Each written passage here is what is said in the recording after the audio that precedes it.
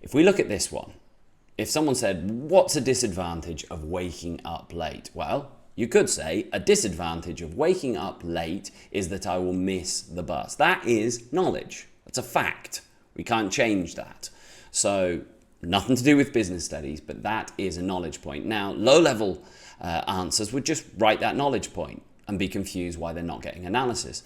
But I want you to think about the words, so what? Imagine you got a really annoying person in front of you, or a GPT, as I'll show you later, that always says, so what? What's the consequence of that? What does that mean? So, put it back into that technique I've given you. This means that I will have to take a taxi to school. I've shown what the consequences are of missing the bus. That is now developing a little bit of analysis, but that's only really low level because it's only said one.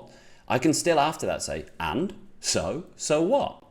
Well, which leads me to spending my pocket money. Okay, well that's the next cause and effect. If I have to take a taxi, I'll have to spend because my parents won't pay for it, perhaps we could have said, my pocket money. So, that's probably good enough at GCSE level, but as we go up into AS and A2, they're going to want more development, and we'll say, no, really, well, so what?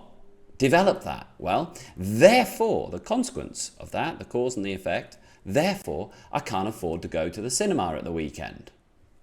Pretty much we're getting the example, but at A level, A2 level, really want to spell this out. So, what does it mean? Well, consequently, I will not be able to watch my favorite film with my friends, which I will not like. So that's a full chain of analysis.